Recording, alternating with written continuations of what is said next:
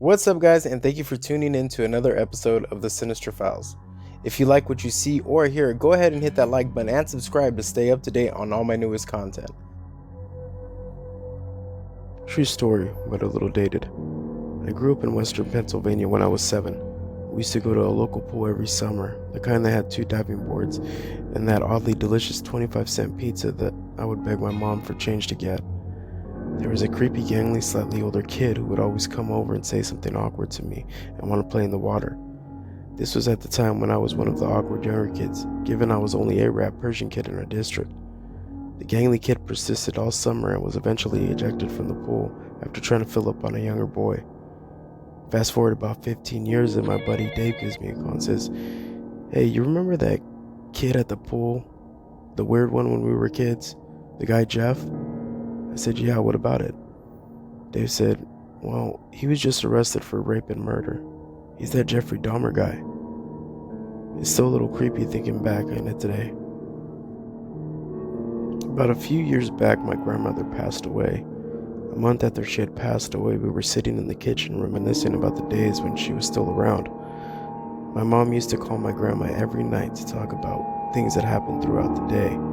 If for some reason my mom didn't call her, my grandma would always call us at night to make sure she was okay. Long story short, our conversation just evolved into one of those what if kind of conversations. What if they'd be able to call her in the afterlife? It sounded dumb when I typed this out now, but we were in a weird headspace at the time. Almost on cue after I said that, my mom's phone started ringing. Incoming call from mom. The contact photo of my grandma was now ringing on screen. We both kind of just froze while we stared at the phone for about 10 seconds. My mom answered the call, nothing but static.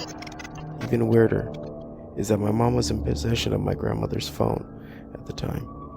It was put away in a box that contained a few of my grandma's items at the top of the bookshelf in her room. The phone was dead, no charge whatsoever. The same thing happened an exact year after her death, the same day that she died.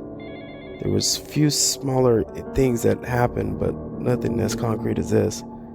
Just a weird story I thought I'd share. When I was 18 years old, I was tired of working fast food. I stopped by a nursing home that I drove by every day and literally asked for a job. No experience and just almost expired CNA license that I got after high school. Somehow I got the job, but on the first day they had me cooking breakfast for some of the residents. I didn't know squat about care, but I knew I could cook. Trying to make a good impression, I set the table and got to cooking. They got everyone ready and sat at the table.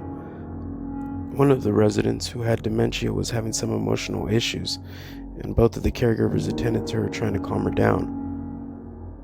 Now I'm facing the wall directly away from them. I have both long hallways to my right and left in my peripheral vision.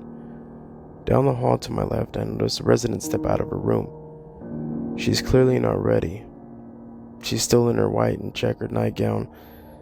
Clear as day, she's small, maybe 5'2", with long white hair. She steps into the hall and just watches me.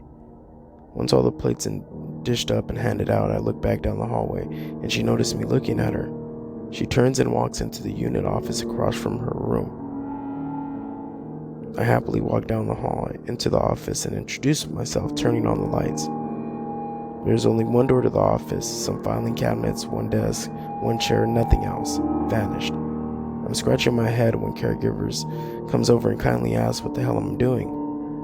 I explain that I saw a resident walk into the room and she vanished. When the caregiver gets incredibly uncomfortable and has me explain it to caregiver number 2, and she starts shivering and pulls up a picture of her phone and says, "Is this the lady you saw?"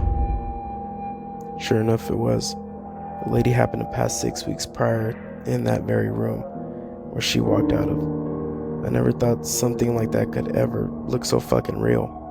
To this day, I get uncomfortable thinking about how long the lady watched me and how she reacted when I finally looked back. It turned out she would be the least of my worries because I never saw or felt her again. I worked there a year and a half and things got damn wild, but all my shit was verified by both day and night shift. While a teenager, I lived with my grandparents. There's a long story, so I won't bore you with all the details. For many years, I heard stories about strange things happening in that house, hearing people come up and down the stairs, but no one being there, faucets turning on by themselves, and doors opening and closing, and I myself witnessed these on my own occasions. I also had my bed start shaking more than once, shaking so hard it left drag marks on the floor. But I always told myself that it was a reasonable explanation had to exist, such as an earthquake. Even though none occur in my area and hadn't when these things happened, it was what happened one day when I was 14 that caused me to truly believe in this haunting. I had just gotten home from school and everyone was out running errands or working, and I desperately needed to use the restroom. So I ran in, not even bothering to shut the kitchen door behind me. While in the bathroom, I could hear music and laughter coming from one of the bedrooms in the house. The house had an L shape, so the bedroom in question and bathroom both had windows on the inside of the L, so it was easy to tell where it was coming from. Curious to see who was there after using the restroom, I walked back towards the source of the sound. It was getting louder as I got closer. I came to the door. I grabbed the doorknob and turned the handle, and the noise stopped. But I was already opening the door when I looked inside. No one was there. The stereo was off, no TV or any other explanation of the sound. But I was suddenly terrified and bolted to the kitchen door I had left open.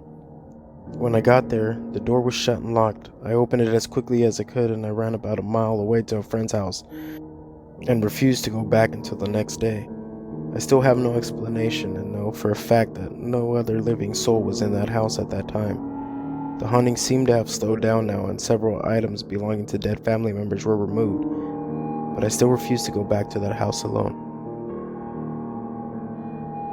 So thank you for watching another episode of The Sinister Files.